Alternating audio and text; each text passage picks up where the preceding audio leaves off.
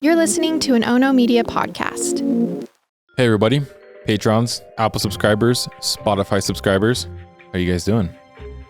This might sound a little different because it's just me. Peyton is not here. It's just Garrett Moreland. This is all you're getting today. So please be happy about it. Peyton does not know I am doing this. I am going to try to record a 10 to 15 minute episode. I found a script that hasn't been used yet. I shortened it.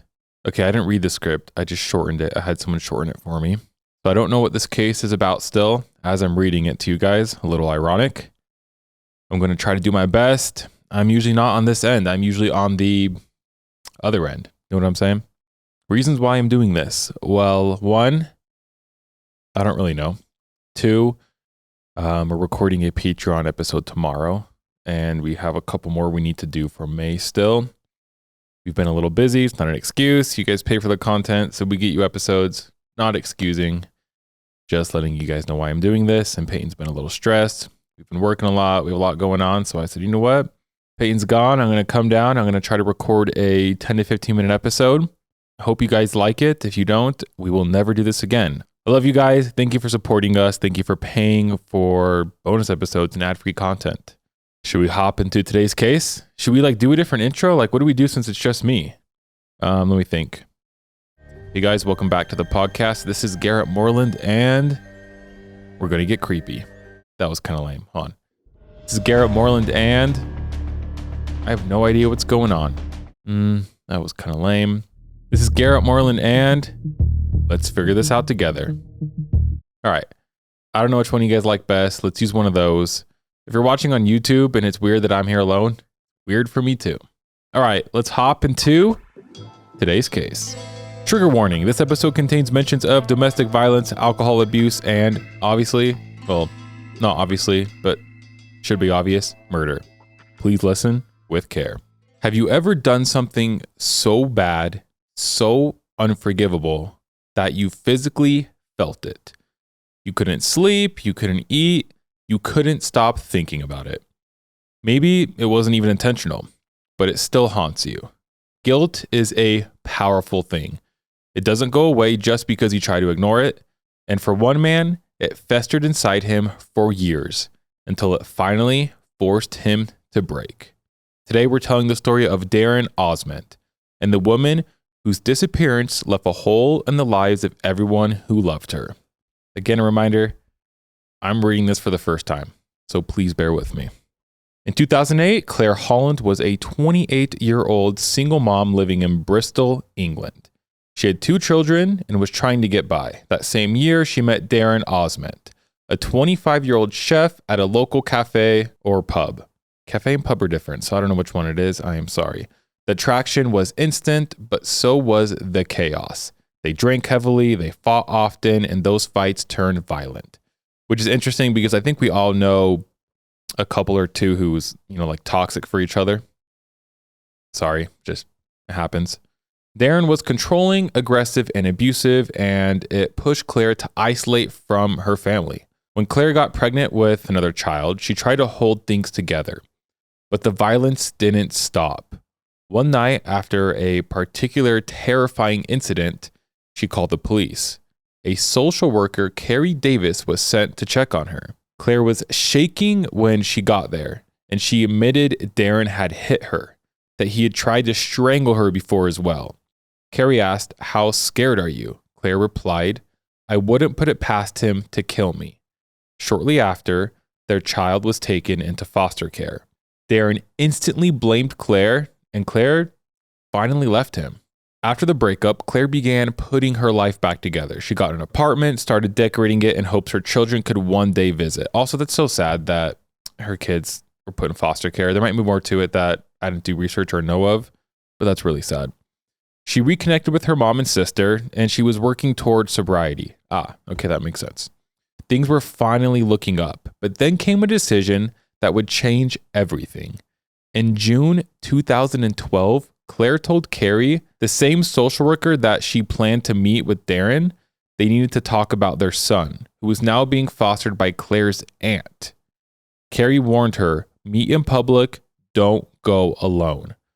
Claire promised she would meet in public. That same week, the entire UK was celebrating the Queen's Diamond Jubilee, 60 years of Queen Elizabeth II on the throne.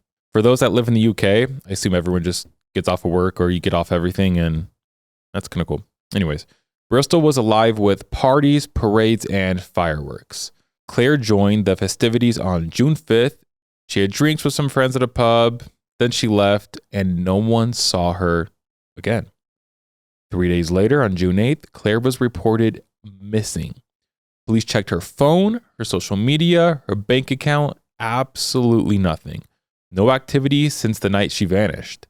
There were calls between her and Darren on the day she disappeared. Freaking course. He told the police they were supposed to meet, but she never showed. Come on, guys. Come on, Darren. I haven't even gotten into this yet. What a freaking scumbag, man.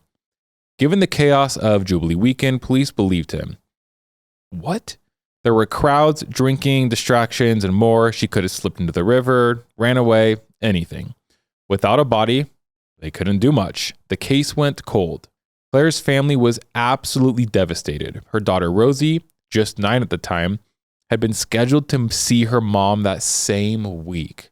She waited at the visit center, but Claire never came. Rosie later said she thought maybe she had done something wrong, that maybe if she hadn't been a better daughter, her mom wouldn't have disappeared. Oh my gosh, that is gut-wrenching. That guilt stayed with her for a long time, but Rosie wasn't the only one drowning in guilt. 7 years after Claire went missing, somebody else cracked. Do we know who that is? Also, I just want to clarify, I shortened this script from like 45 minutes to 10 to 15 minutes because I wasn't sure how I was going to do. So if we're missing some extra oomph or details or more words, that is why. Just a heads up. Maybe now I should have done in 45 minutes because I feel like I'm doing pretty good so far. In July 2019, Bristol's emergency dispatch received a call. A man's voice slurred on the other end. "I'm handing myself in. It's murder. She took my son away, so I took that from her." It was Darren Osment. Holy. The dispatcher kept him talking while officers rushed over. But when police arrived, Darren had sobered up and changed his story. He said he didn't remember calling, claimed he was drunk, that it was all nonsense. But investigators weren't letting this go. Thank goodness. They reopened the case and they brought in help. In 2020, a man named Paddy O'Hara moved into Darren's neighborhood. He was friendly, easygoing, and just a little rough around the edges. Perfect for earning Darren's trust. Listen to this. Over the next 18 months, Darren and Paddy bonded. They drank together, talked about life, played pool, ran some errands. Darren grew to trust him. Even told him, "If I ever get married, you're my best man." But Paddy wasn't who he said he was. He was an undercover cop sent in to get the truth about what happened to Claire. And guess what? It worked. Over time, Darren started dropping hints. He joked that Claire was halfway to Spain, said she had a nice swimming lesson. He'd get physically sick whenever she came up. Finally, in July 2022, Darren opened up.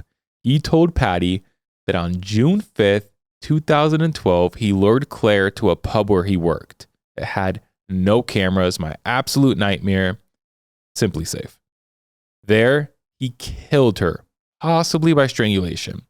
He dismembered her body, used his knife skills to cut it apart, and scattered the oh my gosh. Burned the clothes and hid the weapon. He finished by saying, "It's all done and dusted. The bits and pieces were scattered." Could you imagine? I'm sure it felt good because he probably had so much guilt on him. But also, could you imagine telling like another stranger, "Yeah, I killed someone. This is what I did." Paddy responded gently, told them he was sharing the burden. Then, guess who disappeared? Nope, not Darren. It was Paddy. Paddy disappeared. A few weeks later, Darren was arrested. Honestly, that's so cool that the undercover cop part worked. He had to work his butt off to get that confession. Darren was charged with Claire's murder. He had confessed not just to Patty, but to friends, exes, even a fellow inmate. But in court, he pled not guilty. He claimed the confessions were lies, that he'd been drinking, trying to look tough. Okay. The trial lasted 11 weeks. Claire's family filled the courtroom. Carrie, the social worker, also testified. So did others who knew Darren's violent past. The prosecution pointed to the pattern: confession, guilt, denial, repeat. The jury saw through it. On December 11th, 2023, Darren Osmond was found guilty of murder. During the sentencing, Claire's family begged him, please tell us where she is, that's so heartbreaking. Peyton and I talk about it a few times. Like, the family at this point, like, their loved one is already dead. They just want closure. They just want closure, right? They just want they want to be able to, move on in whatever sense that means to them. And I don't know, I can't imagine. They wanted to lay her to rest, but Darren refused. He held up a handwritten sign in court that said one word: innocent. He was sentenced to life in prison with the possibility of parole in 20 years, which I assume is a UK justice system thing. Can you not get life in prison without parole? Somebody correct me on that. Oh, I spoke too soon, but only if he tells the truth about where Claire's body is. And right now, that truth remains buried. He continues to claim his innocence. The case is a devastating reminder that silence can be just as cruel as violence. Claire Holland deserved peace. Her children deserved answers and still deserve answers, and her family deserves the truth. But what they got was years of heartache and a man who still refuses to face what he did. If you or someone you know is in a relationship marked by fear or abuse, please know there is help.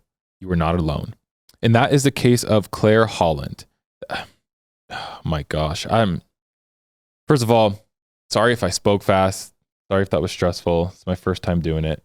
But either way, I hope you guys enjoyed. I mean, I say enjoy, right? It's such a hard word because obviously someone died, but we're bringing awareness to her case. And if you are in a relationship that is marked by abuse or fear, there is hope.